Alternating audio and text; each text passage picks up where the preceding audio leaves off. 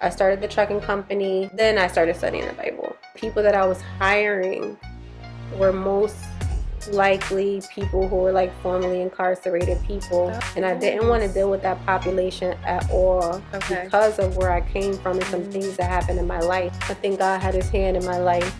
And he said, you are going to help these people. You're going to employ them and you're going to pay them.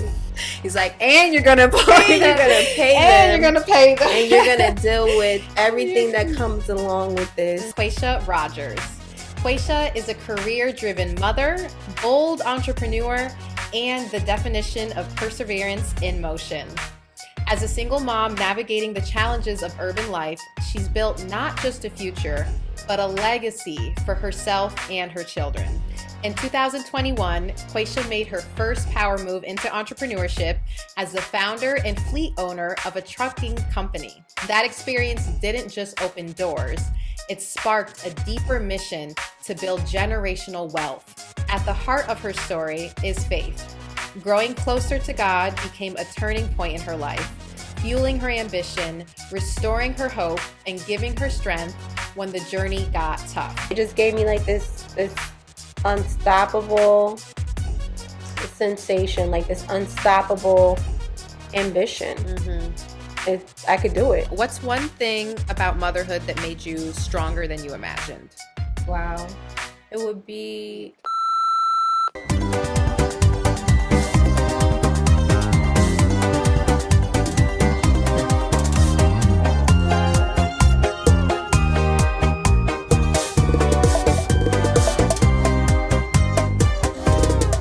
Quesha, welcome to the Mindshift Mami show. It is such a pleasure to have you here today. Thank you. So we're going to get right into the conversation. I'm curious, how was growing up like for you? And more specifically, how were you as a child? How would you describe yourself? Introverted. I was a completely different person than I am right now. My mom has 6 children. She was somewhat a single mom, and my brothers and sisters, they raised me. I really didn't have to talk much. I learned how to play by myself, and I was kind of like, just on my own, but together. I was always with them, but I still I didn't have to talk. I didn't have to, oh, this is what we're eating for breakfast. They picked my food. They, picked where I was going. They told me what to wear. And, because I was already an introvert, it just worked out, and I was okay with that. Eventually, I had to change. Okay. Yeah. And we're going to get into that. Was there any specific values or traditions from your childhood that you've chosen to carry into your own parenting? My grandmother, she came from the South, and she came to Connecticut to work, and she instilled education, education, education, education. Like, you have to have an education. You have to buy some real estate. You have to do something. Like, she worked really hard to get to where she was. And with my children, I tell them all the time, like, you have to have little something under your belt.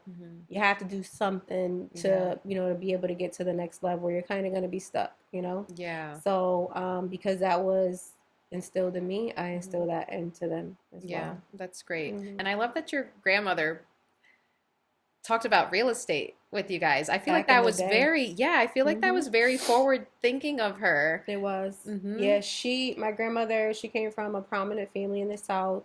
She came here to work. She kind of struggled a little bit. She had, a few children before she met my step grandfather, which I thought was my real grandfather until I, grew up a little bit and I realized, okay. But he raised us, you know? Exactly. And she came to Connecticut by herself. And from whatever she saw in the South, she knew that that was the key here as well. Yeah. So all of her daughters were homeowners, my cousins, all of us, like, that was, like, this is what you have to do. Yeah. Get a little something. Get yourself a piece of property. My grandfather will always say, the only thing real is real estate. That's it. And honestly, like, every person that I know that has, like, a little bit of money tucked away, they own real estate. Yeah. Even if they don't live in it, they have it Exactly. somewhere. Yeah. Yes. I think they say that that's like the biggest sector to make money. So it is. Yep. It makes a lot of sense. That's great. I love that she was telling you guys that. I do like to ask, on the flip side, Are there things that you're intentionally doing differently with your kids than how you were raised? Yeah, I kind of foresaw, having a son would be a little bit rough. I had my son first, Mm-hmm. and I realized that I couldn't raise him in the same neighborhood that I was raised in. Okay. And although my mom and dad purchased a house right down the street from my grandma, though that neighborhood changed. And I lived with my Mm-hmm. mom for a long time. And I knew I couldn't raise my son in that environment. So I knew I had to move. Just, knowing that you have to make certain changes for your children's future. You have to Mm-hmm. be able to foresee that, and it is sad in a way, but a lot of people that I grew up with, like, they don't know my children Mm-hmm. because they haven't been around them. Like, oh, I forgot you had a son. Mm-hmm. Yeah, because I had to go tuck him away, Yeah. and it's like kind of like a gift and a curse because you shelter your kids, and Mm-hmm. then they don't know enough about the world. You know what I mean? Mm-hmm. Because Yes. the way I grew up in an urban area, but I still came from a very educated family, and Mm-hmm. so I had like the best of both worlds. Mm-hmm. Mm-hmm. And so, I could go anywhere, I could do anything. Mm-hmm. But my son, sometimes when he talks, he's so green, and I'm like, Mm-hmm. what is going on here? But it's how I raised them, Yeah. and I rather that, Mm-hmm. so I intentionally took him away from certain areas where some parents will probably just stay because they don't know that they could make those changes for themselves. Right, Yeah. right, exactly. Hmm. How old is your son? 28. 28 now. Oh my Yes. goodness. My son Okay. is 28 years old and my daughter's 16. Okay. Hmm. Great. Okay. So moving environment wise is what I'm hearing Hmm. that you're doing different. You feel like you've become more aware of how our environment impacts us growing up, Yes. and you made that conscious Hmm. decision to Hmm. move you and your family to a more quiet area, it sounds Hmm. like. Hmm. Um, And also, I put my son in private school. okay, I that's a big didn't, one. with my mom's help and advice, Mm-hmm. I put my son in private school all his life Mm, until I moved to the area that I wanted to move to. okay. And it worked out. Mm-hmm. He, has since gone to the military. I made him make a choice. Mm-hmm. Either educate yourself, go to a 4-year college, get a career job like a mailman, Mm-hmm. corrections officer, Mm-hmm. police officer, fireman, or either go to the military. In two Mm-hmm. weeks, he was ready to go. He said, Wow. I passed the test. I'm going." Wow. And he lives in California, and Nice. it all paid off. Mm-hmm. And I'm grateful to be able to say that I did my part. You know. Absolutely. So, That's beautiful. mhm. What is your daughter interested in these days? Same. Really? She wants to She's go to the military she's too? gonna go to the military, but she's gonna do maybe National Guard. Okay. That's what we're thinking, Mm-hmm. and then go to University of Connecticut. Nice. Great. She wants to study psychology. Oh, I love Hmm. that. Like me. Just like you. I was gonna say, just like her mommy. Yep. Beautiful. So on the topic of motherhood, how has becoming a mother transformed your identity? And you're in an interesting space that I'm curious about because you have a 16-year-old and a 28-year-old. So you've been through several stages of motherhood. Hmm. So can you tell me a little bit about perhaps in the beginning stages how it transformed it to Hmm. where you are now as a Hmm. mother of an adult child and a 16-year-old? So when I had my first child, I was a teen mom. Mm-hmm. I was 18 years old, and don't do the math, don't count. I'm not kind I'm just like, you're barely a teen. In my head, I'm like, you're barely a teen mom. You're like, that was your Yeah, second to last year of being a teen. I know. Yeah, I was. Well, you're right, exactly. But I was young, Yeah. and I had my son. I was getting ready to go to. I was actually in college. I was in Okay. college. I was away, Mm-hmm. and I came back with a baby like the first year, and I had to figure it out. But I didn't figure it out at first. I kept partying. I kept having a good Yeah. time, Mm-hmm. and I'm like, okay, well, I have this. I didn't realize. I knew I was a mom, but I didn't realize, you know, really what I had to do for a Of little while, course. Yeah. until he started getting a little bit older. And that's Mm-hmm. when I told you I started realizing, like, okay, this environment is not going to work for him. Mm-hmm. These things are not, these schools Mm-hmm. are not going to work for him because it's just not going to work, Mm-hmm. because I saw the patterns of, incarceration and, like homicide and, I'm like, I have to do my part with this kid. So I had to get more intentional and more hands-on with being a mom. My sister and my mom, like, they supported me in my, my life. My mom wanted me to still have my life. And I love her for that. She's like, I'm going to support you. It's okay. She wanted me to stay in college, but I wanted to bond with my child as well. And I, honed down. I got a job and made a career for myself. And then eventually I had my daughter. They're 11 years apart. So eventually I had her, and with her everything was already kind of like set up. You know what I mean? And one thing that I realized is that, that they're watching us. Oh my gosh, yes, so true. They're watching you, and you have to make those changes. Like, everything should be for outside. Like, you can't talk about people think they can talk about everything around their children, or and that they're not going to pick up on it. They're not going to pick up on it.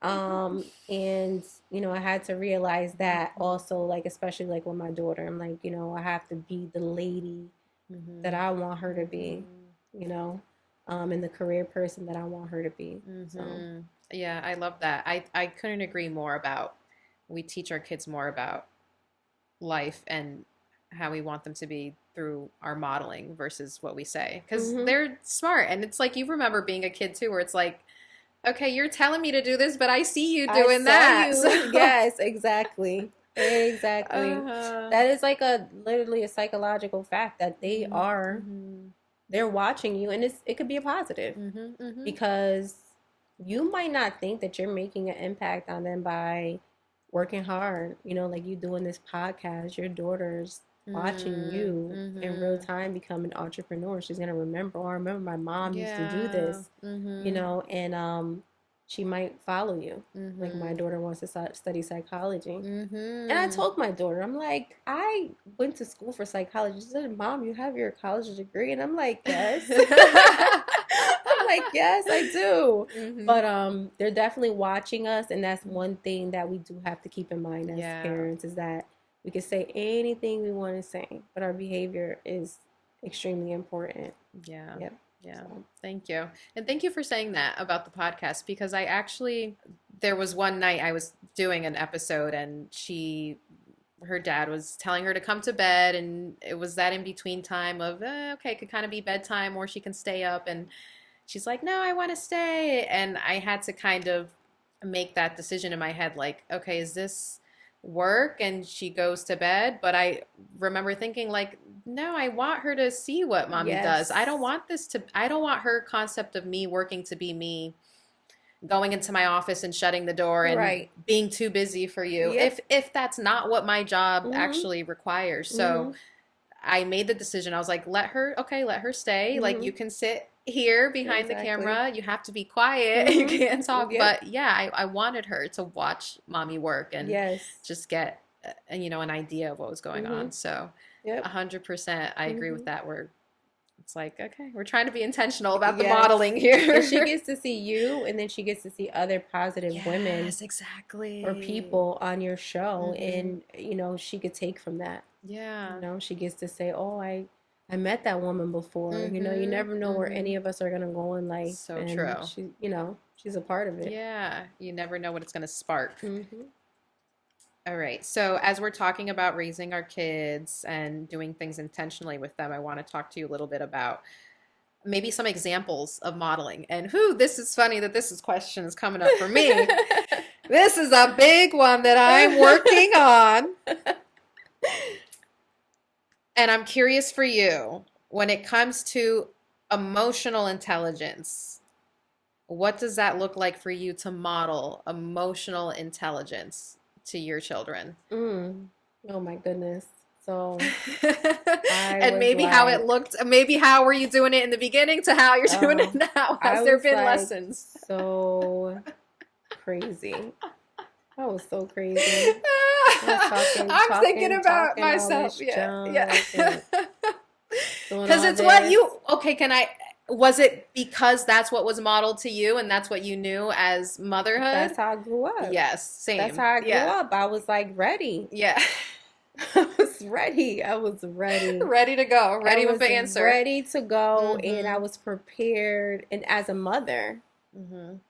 that kicks in when you're prepared to take care of and protect your children. Yeah. Yes. My children do not want me to go to the school. Why not? They don't want me to go to the school. I'm not like, well, do you want me to call them? They're like, no. Even my niece is like, no, auntie, it's okay. My mom will take care of it. Yeah, she already But knows.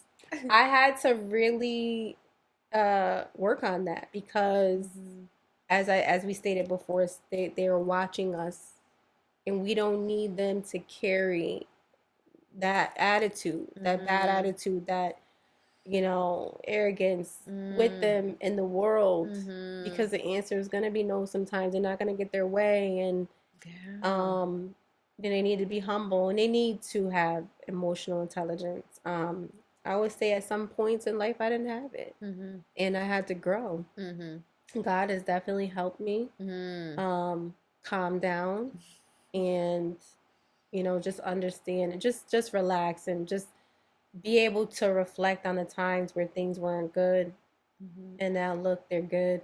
He helped you me then, so he's gonna help me now. Yeah. So definitely that is something that we have to have as parents.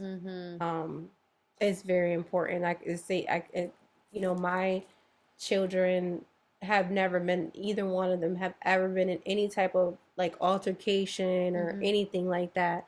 Some of the drama that they tell me about, I'm like, whoa, like That's imagine. drama to you? Like, whoa, okay. I'm like, whoa, what else happened? Yeah. Whoa, and I'm like, well, maybe we should handle it like this, or and I'm just grateful for that growth. Yeah. I'm so grateful for that growth, and it came later in life. I didn't realize it until I was older. How am I operating like this? Like I could be more positive, and I could have more emotional intelligence, because like I said, we have to teach them this for the world. This for I wouldn't even say it's okay for home, to behave a certain way. You need to have emotional intelligence for your job. Yeah.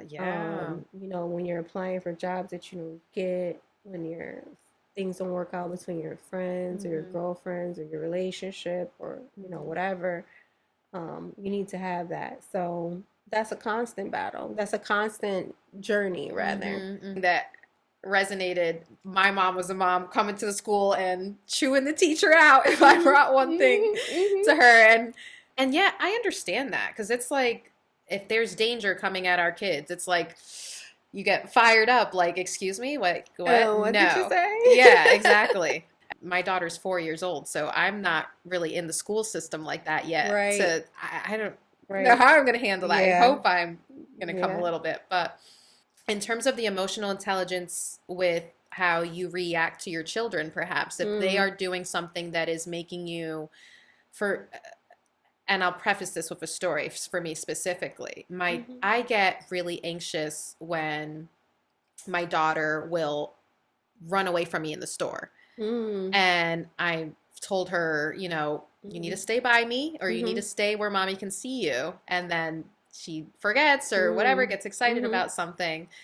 And then I'll raise my voice and be like, and she'll cry, because then she gets scared that after having a conversation with her, I realize, like, you're crying because you're like, mommy's raising her voice, So then, like, me having to reevaluate that moment and apologize to her and say, I'm sorry, and explain that I'm not mad at you. I just get scared. I don't want you to be harmed. I want you to stay safe. But mommy needs to learn to express that to you in a way that's not, making you scared. Right. And it just brings me back to my childhood, because my mom was always kind of like, I think it was just very much fear-based, but it came off as anger. That's right. To kids. Yes. And then I'm like, oh my God, I'm repeating this pattern to my daughter. I'm like holding the hand and like, oh my God, we're going to get a timeout when we get home. And why did you do that? And I'm like, oh, like, you're crying because I'm seem big and scary now. Like,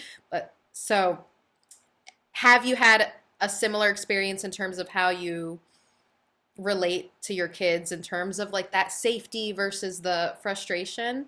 I would say that honestly, like when I think about the story that you just told about like how she would run off in the store or whatever, I I treated my son different. Okay.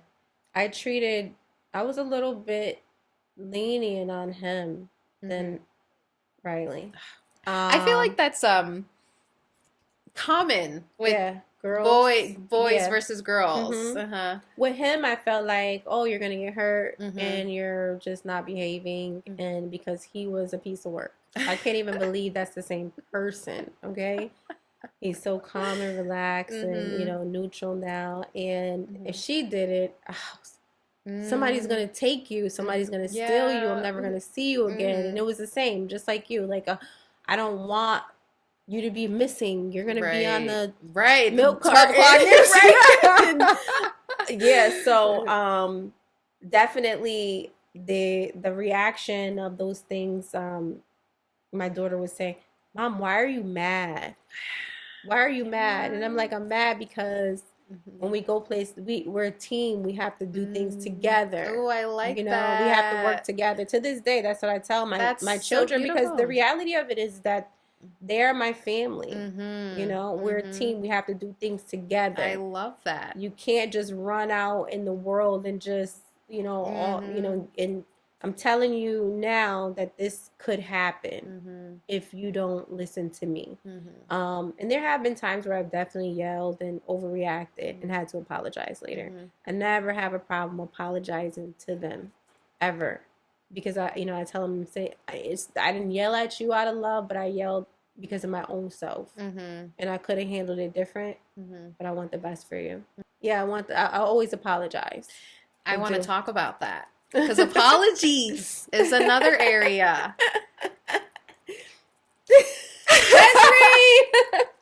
Did you get apologies growing up? Was that a common thing? And no, okay. I didn't get apologies growing up, but what my mom did, and we don't know, my sister and I, like, we don't know how to even understand it, because my mom told us, if I say something to you that you don't like, you get to tell me that you don't know what you're talking about. Your mom said that to you? My mom told us that. When you were growing up? All of us, yep. That's really powerful. And we argued a lot with our mother. We argued a lot. I wouldn't say that she hit us or anything like that. Okay. My mom didn't give out, like... That's a big one too, no, honestly. Yeah, like a black mom. No, you weren't getting... My mom would always say, how many whoopings did you ever get, Quesha? Wow. Like, nope, she didn't really hit us. This is significant. Like, I had 4 brothers, and she had to, like, rough them up a Exactly, and little. she had 6 of y'all, and she wasn't really hitting you like that? No, but she was doing a lot of yelling. Okay. She was doing a lot of yelling and cussing out, and we always had the right. She said, you have the right to defend yourself. And I think that's what she wanted us to take with us in the world. Yes, and absolutely. Me and my sister and I now, we're like, we don't agree with that. Like, how could you argue with your mother, Oh, okay. So, but yeah, no, I got a couple apologies, a couple apologies. My mom has always been a very fair woman. She's fair. She, if she's wrong, she's wrong. She's not stubborn. But she never really had to apologize because it was an even exchange. Yes. Well, Mom, guess what? This is what happened. Can I explain it to you, Mom? Can you just listen for 5 minutes? And she's like, okay, go ahead. I love that. And then it would be like, a little tension after, but we always, made it back to the loving part. So. Yes, for sure. That makes so much sense to me that you are able to easily build on that with your children. Yep. So yeah, I love that so much. Yeah. Okay, that's great. Okay, so we talked about emotional intelligence and how it looks like to model that.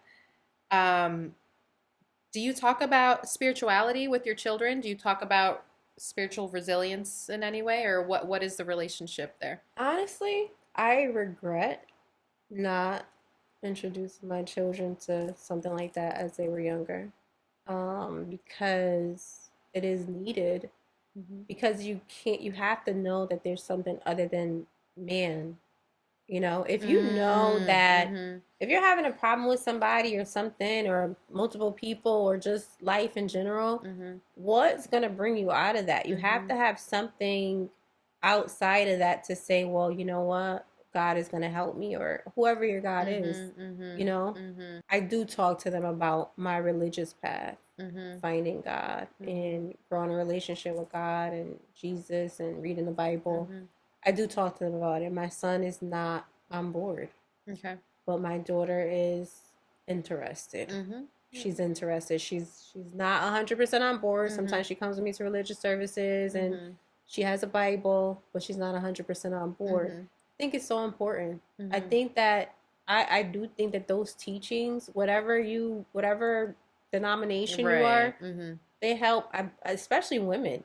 And I think it's really good for women to help you guard your body and your mind against certain things. So I do talk to them about my path. And again, when we talk about them watching us, I want them to see me grow.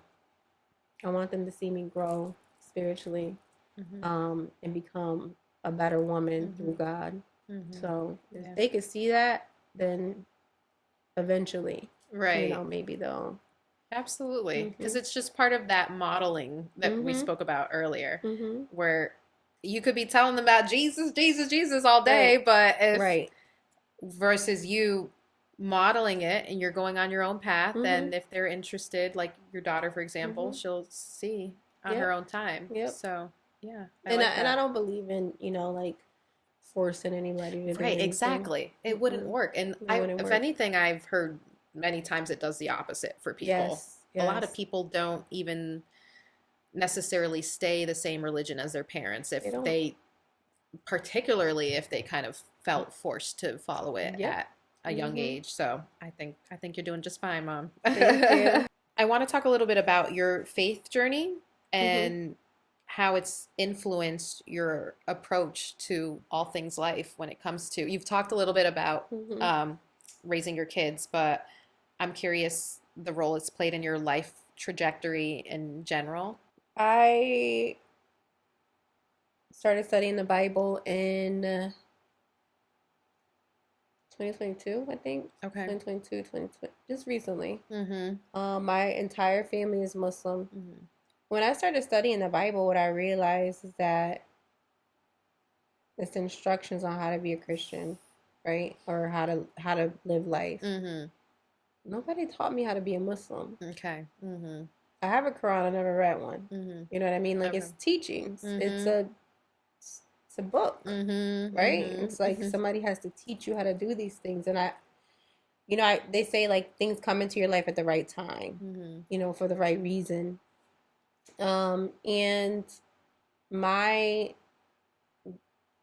just growing my relationship with God has just totally calmed me down and made me understand that I'm not in control 100%. You know, I could only do what I could do, but I have to do something. You know what I mean? Like, we can't just sit there and say, oh, I need the $1 million. Like, just give me the money. Like, I need the money. But you can do some things to get to where you need to be. And I feel like if it's in your mind, if it's on your heart, God wants you to do something. You know, you have to be, it's action, you know? But it's made me it just made me understand that everything is going to be okay. Yeah. Everything is going to be okay. Get out there, show up, be yourself. You know, you're loved. People love you. You love people. The light that you dream of, the light that you want, it's already yours. You just have to keep following the steps. It just gave me like this unstoppable sensation, like this unstoppable ambition. I could do it. Prior, I didn't believe that I could do any of these things. I didn't think that Jazz Reed would say, would you like to be on my show? You know, I would just be watching other people do this. And I'm like, oh, that's nice, you know. And so many doors have opened up for me. and it helps you with your attitude. It helps you, be patient. Oh man, which I think Just is a big one these that's days. like a major one because everybody wants things like this, including me Yes, sometimes. yes, yes, of But it course. always comes back and pray Mm-hmm. and relax. Let God handle what He's gonna handle. And also the part where you don't get what you want. Where you don't get what you want or you thought was yours. It's Yes. not yours. It wasn't for you because Yes. I might have something better for you or it's just not for you right now. Yes, exactly. So That's that's really what helpful. that is. So that relationship with God has definitely helped me in that aspect. Um and like I said, I've just been, studying for a few years now, but imagine, Yeah. when I keep going and I keep studying and I keep, giving myself to God and doing what He wants me to do and being the mother and the friend, um, and the daughter and the sister that He wants me to be, like, you know. So I'm not afraid of anything anymore. That's so beautiful. I'm not. I know you said you started studying it in around 2022. Around 2022, yeah. Is this around the time that you started your trucking business? Was it before A or little bit after? after. Okay, a little bit after. So I'm Yes. curious, how did Oof. it influence your journey? And I started the trucking company with my mentor, and then I started studying the Bible after Okay. that. Okay. Um, the population that I was servicing, the people that I was hiring, were most likely people who were like formerly incarcerated people who Oh, had got their CDO, and I didn't want to nice. deal with that population at all Okay. because of where I came from and some things Mm, that happened in my life. And I'm like, no, I don't want to deal with these. mm, I don't want to do this. mm-hmm. But I think God had His hand in my life, and He said, you are going to help these people. You're going to employ them, and you're going to pay them. He's like, and you're gonna pay And you're them, gonna pay and you're them, gonna pay them, and you're gonna deal with everything that You- comes along with this. Mhm. Everything that comes along with it. So I think some stuff is just inevitable. You can't avoid it. It is what it is. It's a trucking company. You're not getting white button down tie, briefcase wearing, Some little girls like, I exactly, yeah, wanna. exactly. So yeah, so it helped me a lot. It helped me with my patience Yeah. Okay. because with that business, everything is about time. Mm-hmm. Everything. Mm-hmm. You're late delivering a load, Mm-hmm. you might not be able to deliver that load to the next day, and that messes up everything That's because right. then the next day you Yeah. have something Everything. else Everything. planned. Everything. Mm-hmm. And if you don't have more than one truck, then Mm-hmm. it, or employee. So it helped me with my patience. It helped me to understand people better, where they were coming from, where they were going, and it made me want to help people more. Mm-hmm. So, Mm-hmm. Do you feel like you got over that hump that you had about? absolutely. That's great. So it was like Yeah, a absolutely. gift in disguise, like Who a am blessing I? in disguise. Who Wow. am I to say I'm not going to help somebody Mm-hmm. or provide, who am I? Mm-hmm. Mm-hmm. Mm-hmm. We have to help each other. That's the Mm-hmm. only way that we could get to the next level. Yeah. Having a strong support system Mm-hmm. is like the strongest tool you can have in your toolbox, Mm-hmm. because for some of those men, I was their go-to person. So I would talk to them on the phone. I would be their therapist. Sometimes they needed extra money, you Mm-hmm. know. Mm-hmm. Sometimes they needed just a chance. They Mm-hmm. needed Yeah. somebody to hire them. Yeah. And Yeah. they couldn't go to these big companies Yeah. because of their background. Mm-hmm. So, I couldn't say, well, I'm not going to hire you Mm-hmm. either. Mm-hmm. I wanted to give them the opportunity to build up their credentials and their resume. And that's what I did. That's what I had to do. Mm-hmm. Love Yeah. it.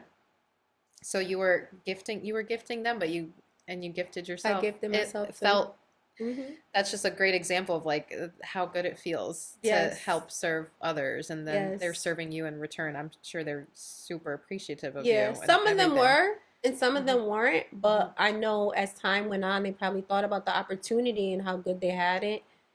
Like, yeah, Yeah. she was Yeah. good to me. Exactly. Exactly. I have one final question for you before we go into a little quiz game. Mm-hmm. What advice would you give to mothers who feel torn between nurturing others and pursuing their own personal or professional growth?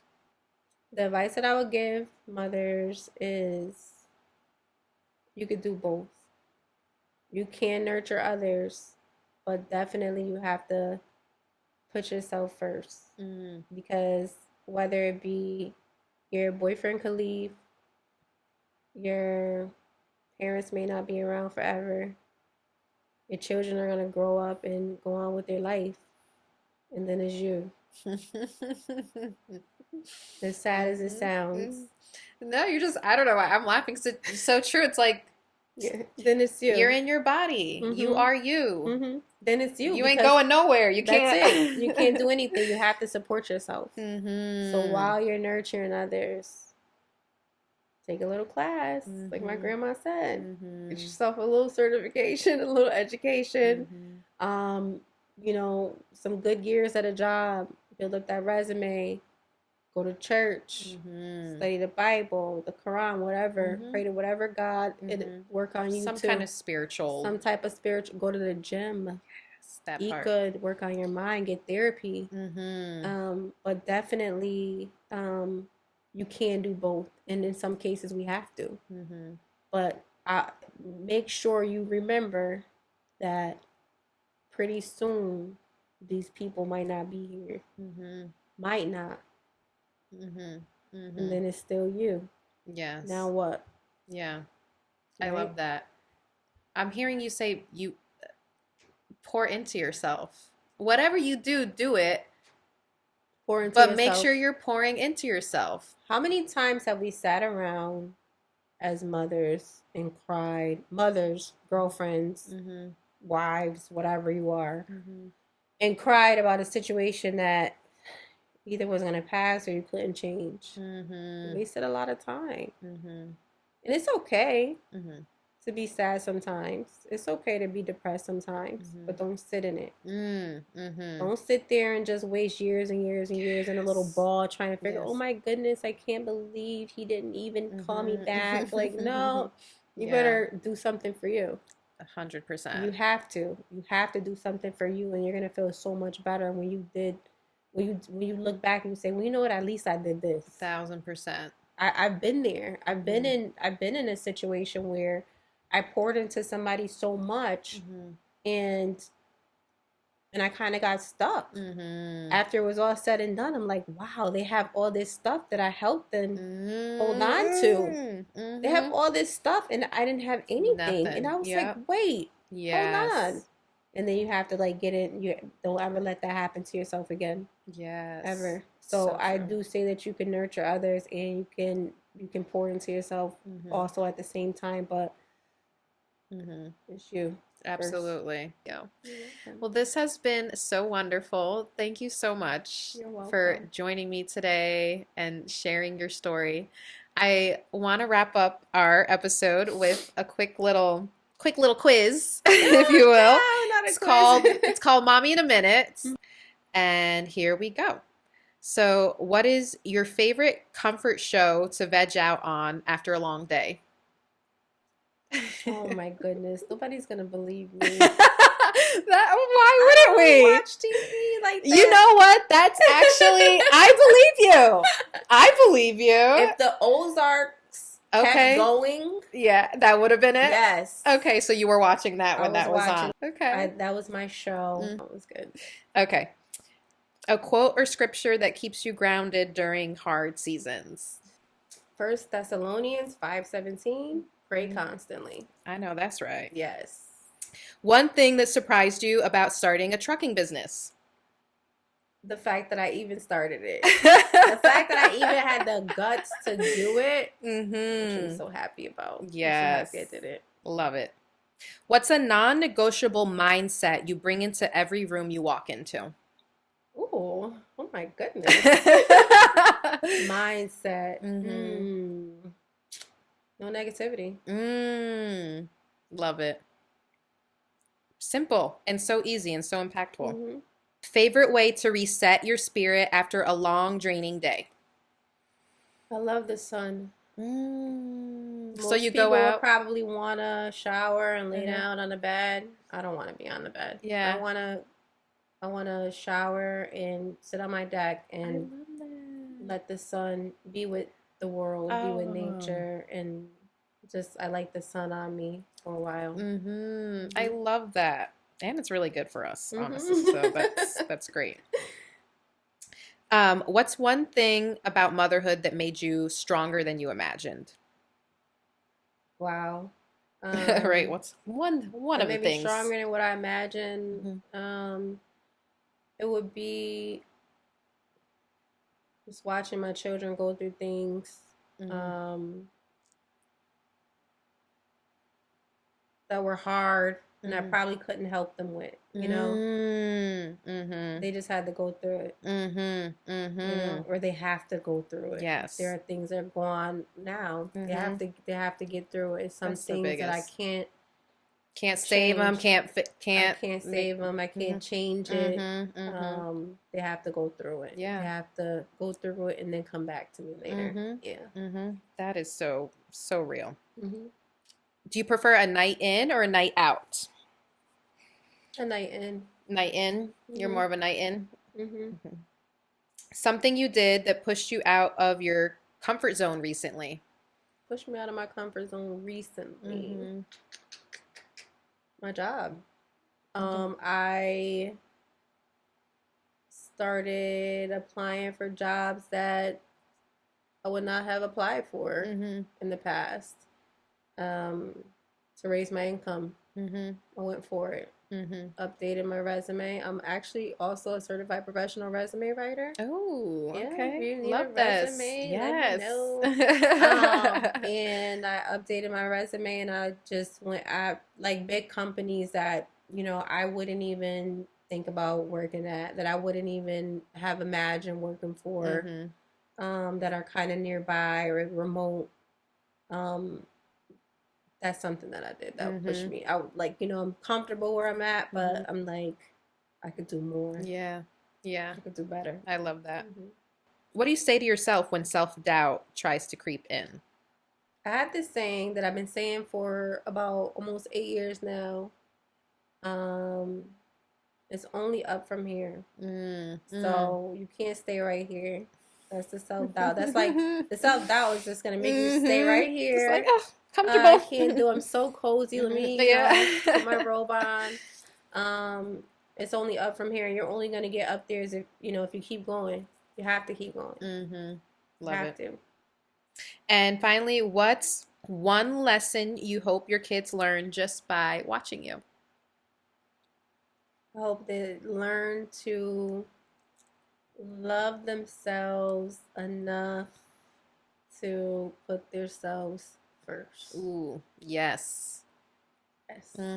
I think they are getting that. So. If they haven't gotten it yet, they will absolutely will. Yes. Quesha, I want to thank you so much for coming on the Mindshift Mami Show. You are amazing. You are a star. And thank you. Yeah, I just want to thank you for sharing your light with us. Yes.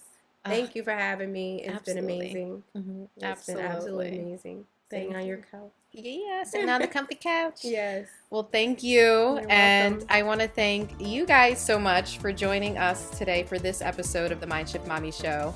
And be sure to tune in next week as I will have another wonderful guest. But until then, take care. Bye, guys.